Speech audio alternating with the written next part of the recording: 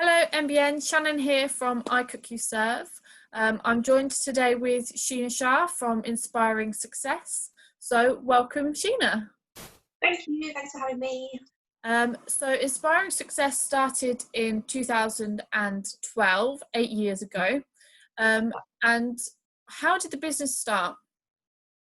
Okay, so bit of a long story. So I am an optometrist and I've been qualified as an optometrist for about 18 years. Wow. But I've always had this sort of passion for the mind and psychology and that sort of part in terms of helping other people as well. But coming from an Indian background, an Indian generation of parents from then, we were kind of told and influenced to go into one of these secure careers like optometry, GP, lawyer, that sort of thing.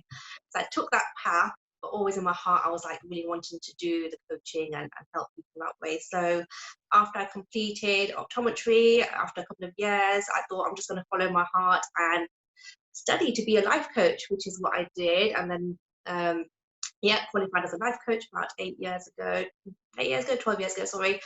And then, I guess for my whole part of my life, for quite a big part of my life, I suffered with my own anxiety and depression and things like that. So again, that spurred me to carry on. And since then, I've just been continuing to develop that side of the business basically. So I was trying to heal myself in the process as well when I was helping other people. So I kind of added layers to the business, I suppose. So from the coaching to the NLP to mindfulness and so forth. Yeah. Wow. So I have found a list of everything that you offer, that you're qualified in, and it's a great list. So I have to share it. So you are a personal performance coach, an NLP practitioner, a nutritionalist, a rapid transformational therapy practitioner. That's a mouthful. A mindfulness and meditation practitioner, a life coach, and as you said, an optometrist. So this has been a massive journey of personal development. How was I naturally, as you said, it was to work on yourself, to work with your anxiety. Has it worked? How has it worked for you? Yeah, absolutely. So it's been a huge transformation journey for myself, and I'm gonna be raw and I'll tell you the honest truth. So when I was at uni, I had my most peak of depression. I even tried to end my own life at that point, and I was just at that point where I couldn't find my way out. And even though I tried various therapies myself as well, some counseling and CBT, so cognitive behavioral therapy and all sorts of things, it helped, but temporarily. And I guess I was trying to find a way to really help myself from within and stay constant. So even though I did the coaching and it was helping other people, I still felt that void within myself. And it's only when I had my two girls, I thought I really need to do something to change. And that's when I came across mindfulness meditation and also rapid transformation therapy as well. And it was only when I really did those three things that I really noticed that huge shift in myself. And my business has probably taken off more in the last 3 years, even though I've been qualified for longer. It's only since 3 years that I've fully found myself not healed, but really, really at the most optimal health mindset I am at the moment. It's been a journey for myself, but because of that shift for myself, I've been able to now help so many other people. Oh, well, thank you for sharing that with us. That's massive. So thank you for sharing that. So with everything that you do, I think it's phenomenal that you cover all of those things. Who is the typical person that you work with? I'm sure there's a massive range, but your typical everyday person, who is that for you? Okay, so definitely a wide variety of people I work with, so not just emotional but physical health as well. So I work with people with physical health issues such as like IVF and lupus and immune disorders, and people that want to have control over their healthy like lifestyle and weight issues. But my typical client, as you're asking, is definitely people that are suffering with stress, anxiety, and low confidence, who just don't feel that they are enough in what they're doing or who they are, and just want to get out of this mode that, to live their life freely and just to live their life with purpose and just, be happy with who they are and have that confidence to do so. So that's my typical client that comes to me. And I guess because I resonate with all those things now, I'm much more likely to sort of feel like, you know what, that's the person that was me once upon a time, Yeah. to make a difference for them. Oh, wow.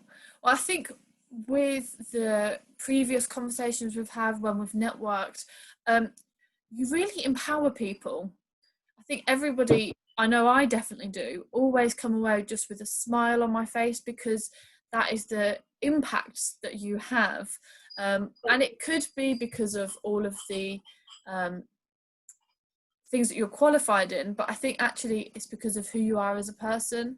So yeah, there we go. So maybe mine now. Oh, well, something I know you as well as being very passionate, is for the mindfulness sessions that you run. Yeah. And you're running a mindfulness course. So tell us about your course and tell us about the importance of mindfulness, please. Yeah, absolutely. So with mindfulness, it is really about being in that present moment, and same with meditation as well. So I always feel like we're always on the go from A to B, always got tasks on hand to do. In for home right now, in isolation, we're thinking, I've got to clear the cupboards out, I've got to do this, I've got to do that. And with that, we're always doing something, and lots of thoughts can come into our mind, and you can get anxiety, overwhelm, worry. And again, you can tick a few things off the to-do list, but then a few more add on to it. Yeah. So anyway, it's just really about stilling your mind and just really focusing on one thing at a time as well. So mindfulness is really about just giving 100% onto one thing, instead of thinking I've got this, and this to do, and spreading your attention all around those things and not giving 100% to one thing. So mindfulness is really about just experiencing with all five senses that one thing. And then meditation is just about stilling that mind, so you're sort of free from thoughts. Because having all these thoughts come in, like I said, can really overwhelm somebody. Yes. So meditation can just really still your mind. You're just observing your thoughts and then letting it go, being free. So you can just be that much more calmer, have that much more clarity and focus in what you want to achieve. Otherwise, you'll just get consumed in thoughts all day long, from the minute you wake up to the minute you go to bed, and you start again. Yeah. So I started teaching mindfulness in schools, so primary school children. So I've been doing that for 3 years, and I think it's just great from whatever age you are, from children. So I've got 2 kids who are of my own, who are 6 and 8. So whatever age you are, from young to older on, mindfulness is just great just to practice. So I couldn't teach in schools right now because of the isolation. So I decided to put lots of videos on YouTube to show people how to be mindful, either as an individual or with your family.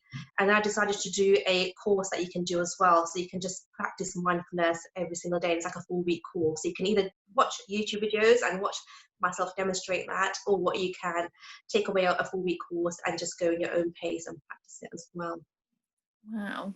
Well, I don't think anybody is in any doubt that you can cover it all, from all of the qualifications that you have to demonstrating mindfulness. And I love that it's a part of your life as well. You really live what you do, but you're empowering people to do it themselves and to learn those skills. So I think that's a massive thing. Yeah, definitely. I just think going through it and then practicing, like you say, daily for myself, it's not just about saying, do this, it may help you. I think, I've gone through from one extreme, practice these things, and now moving forward, and now I just want to share it as much as possible, and getting my kids to do it, getting other families to do it, and individuals. I think, as much as you can help people, I think that's my purpose at the moment. Yeah. Now, I think something that you really get across with everything you've just said is that it's a process. It's something that you work through, and this isn't an immediate, it's not a light switch problem solving, anything like that. It is a process. Absolutely, yeah. I will be, no joke, sitting on my floor every evening with tears running down my face, and that would be me pretty much on a day-to-day basis for many, many years. And I'm quite sensitive, so things would affect me quite a lot. But just practicing just 5 minutes of mindfulness, 5 minutes of meditation really made me feel that much more in control of my thoughts, control of my day, how I react to people. And my favorite thing is you can't control what's around you and the circumstance, but you can control how you react to things. And before, I felt like I had no control. But just a few minutes a day, you don't have to be sitting for 2 hours, in a lotus position and doing that. Just a few minutes a day, every single day, and then building it up. And what I would say is just give it a go, give it a try. I think it's something that everybody can do as well. Like you said, you've just made it so easy, it's accessible. Yeah. And from, as you've said, like you've worked with primary school children, and Mm-hmm. I imagine it goes all the way up to the elderly.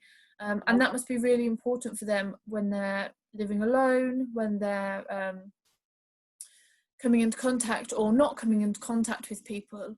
So that's so important. Yeah, I think right now it's more relevant than ever because there's so many different people right now, from the front line to key workers to people like us who are at home right now, and we could be thinking, oh, I should be putting more content out, I should be getting more work, or am I doing enough at home, or is it okay to have a pajama day? Loads of thoughts. Whatever you're doing is going to trigger something, and just practicing a bit of time out will just make you feel, you know what, I'm okay, and whatever I'm doing is okay. So, yeah. Wow. Well, I think that's definitely going to help so many people.